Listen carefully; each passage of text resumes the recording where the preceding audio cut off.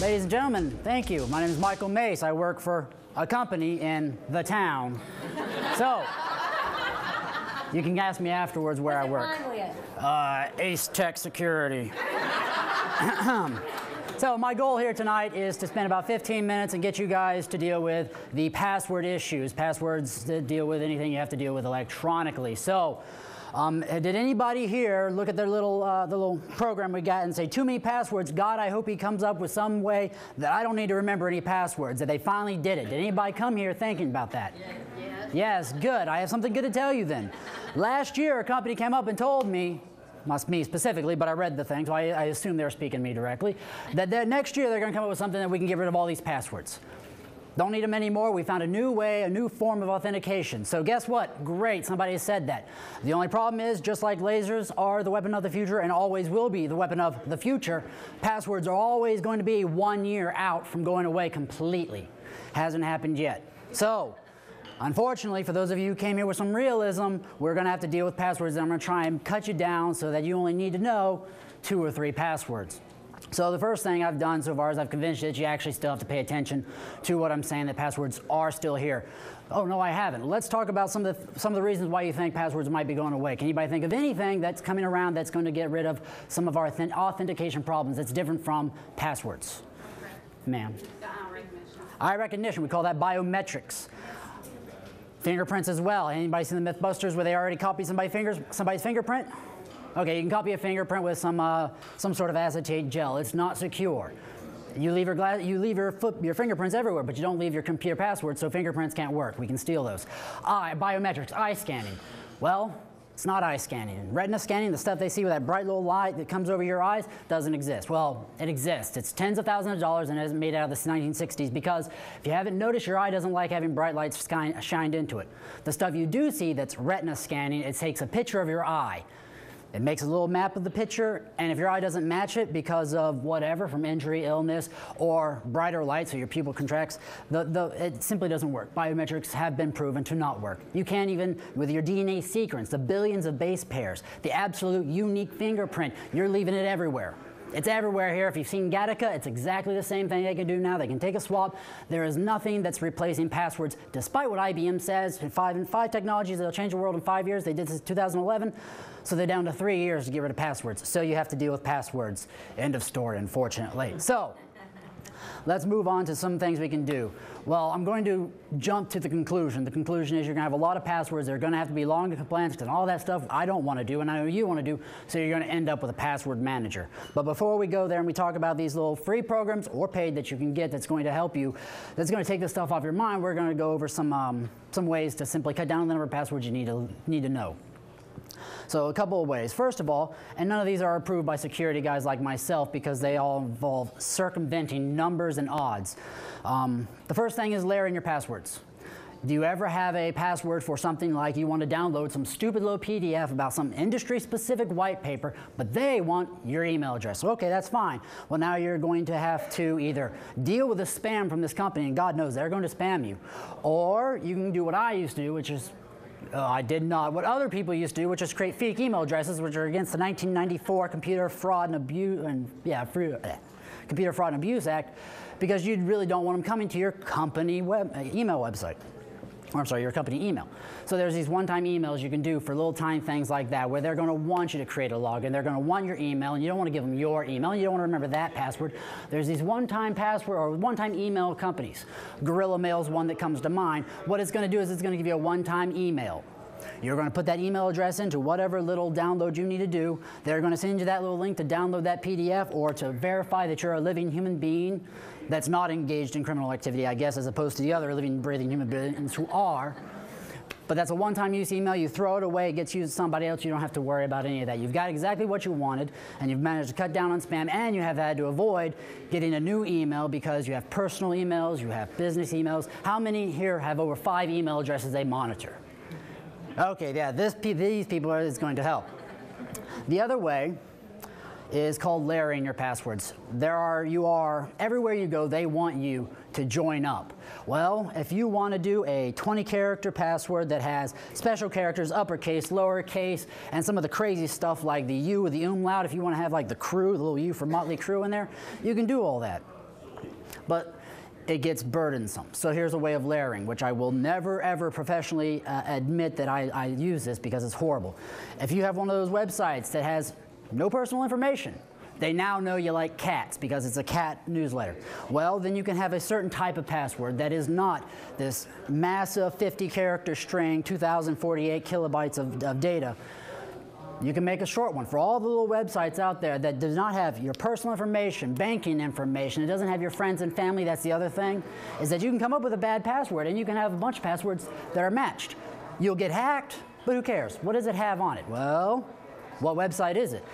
First name, last name, personal identifiable information, public information can be used, but it's already publicly available, so it's not that big of an issue. The other thing you can do is you find the second layer, stuff that kind of has personal information, kind of has banking, kind of has some stuff that maybe you think somebody could go after you. That's when you kick up a different layer or a different, more complex password.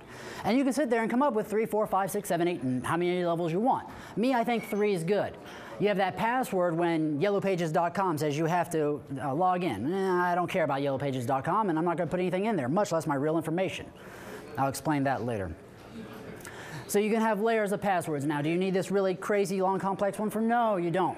You only have those long ones for the very specific sites, the ones that either have your information on it that you care about, or the ones that your family and friends are on. Because if you don't really care about Facebook because you're under a false name and you've liked all the liquors that you really don't like, who really likes Bailey's? Besides from the women. But all your friends and family, however, are on there, and if somebody's able to take it over because you have a weak password, because you can't be bothered to learn all this stuff about how to create a password and changing it every 90 days and all this other stuff, well, you've done them a disservice as well. Unfortunately, everything we do here requires a lot of forethought. So that's another thing to worry about, is just because you've given this thing a throwaway password doesn't mean that they can't hurt other people that you're with. So that's the layering passwords. The one I like is the just say no approach. It doesn't work for everything. Sure, it doesn't work for abstinence, but it should work for passwords. So anybody here know Chris James from ABT? Yeah, some people should know her. She had a little talk that I went to, and she talked about if you go to these various web pages, they are trawling Yellow Pages phone books, and they'll find somebody's address in a business, and they'll put the basic information up there. And if anytime you want to come and take control of that business, you email them, say, I'm the business owner, you start taking control. Well, they're going to want you to create an account with them. Well, I had one of those that kept coming up with a failure on entering the password, and I use a password manager. It makes all of my passwords. It has complexity. It has special characters, all this stuff. So I'm trying to figure out exactly why this website's not taking my really good passwords. It's because whatever password manager or whatever programming they're doing doesn't allow for special characters. I said no. I'm not taking control of that website because well, for one thing, I'm a security guy. If they catch me using a password that doesn't actually contain every single type of ASCII character you can think of, then I get hosed in the cred department. So I called them up and said, I want you guys to know that you're not doing your customers a service by only allowing upper and lowercase numbers. I mean, have you ever come up to somebody and they said, yeah, that's all you need, that's good enough. You haven't heard it for 5 or 6 years. The lady's excuse was, of course, that they've been doing this, it's been up like this for a couple years. Well, that's great. However, mathematically, it still does not work. It's still weak. You're still doing your customers a disservice. I don't want to do business with you. Same thing with everyone else. If they simply don't allow you the chance to do your business securely, specifically with passwords, just say no. And for another thing, that little PDF of that white paper, I've downloaded a lot of them and I haven't seen a single one of them that was actually worth the time. If your industry is different, but for the security industry, all these little white paper things tell me all that stuff I already know. There's nothing I really care about. And so I've learned to just say no. I don't need that password. So what we're going to get to is what everybody here is going to do. You're going to go home and you're going to find yourself a password manager. I don't care which one. Well, I kind of care, but I'm going to give you a couple of ideas. One of the best ones is called LastPass. You should be writing this down if you're really interested there. I have a security issue with LastPass, but we'll discuss that a little bit. LastPass is good. LastPass is considered fairly standard. I don't want to say fairly standard. We call it a standard. It's open source. It's very secure. It's free. Huge, big thing for me is I love free. So LastPass is one. It's going to take care of all of your passwords, except for one, and that's the password to get into it. All these password managers are going to do the same thing. You're all going to have one password to remember, and if you can't remember it, you are completely locked out. I have one customer who I showed her something called TrueCrypt. TrueCrypt is the kind of stuff that terrorists use to encrypt their data. Actually, it's just using the AES 256-bit encryption protocol, which all of you are able to use, but it's first used by terrorists, and only now the good guys realizing, hey, we can use it too. Well, I had this customer, she put, I love her, absolutely love her to death, so I don't want you to think I'm digging down on her. She got into the security idea. She doesn't do security, it's not her thing, but she looked, oh, that's fine. So, LastPass. KeePass, that's Key, K-E-E-P-A-S-S. Norton has a nice free password manager. Kaspersky, I personally use Kaspersky, but you're not going to get a free version. You're only going to... Which one? Kaspersky. Do you know the phonetic alphabet? Kilo, Alpha, Sierra, Papa, Echo, Romeo, Sierra, Kilo, Yankee. Eugene Kaspersky himself, he's a KGB-trained cryptologist, so he knows his viruses. So those are some ones that I think you should go down, check out, and look at, and all you'll need is one password. It needs to be complex. It needs to be 10, 12, 15, 20 characters, because you only got one. It can't be a dictionary word. What dictionary? English? What dictionary? Swahili? Doesn't matter. If it's in a written language, don't use it. You now have one job. You have one password to remember. It's got to be long. It's got to be complicated. It's got special numbers. You can't read it. You can't look at it and say, oh, that's the first letter of every word from John 3:16 because I use that as my password. For God so loved all. Don't do that. Now, quickly, question and answers. No one? Wow. What is my password? We want the best one, so. Well, it's no longer the best one, but I will say 98.1% of you use the top 1,000 passwords in the world, and that we can guess 1,000 passwords in less than a second. So I can't tell you my password. I have 50 of them. I don't know them. I don't know them. I just know one. All right. How many email addresses do you have? 8. Okay, good. All right. Yes, ma'am. A white paper? A white paper is it's where a company comes up with a great product and does research to tell you why their product is so great. So what it is specifically a research paper that's going to get you to buy a product at the end of it. That's what a white paper is.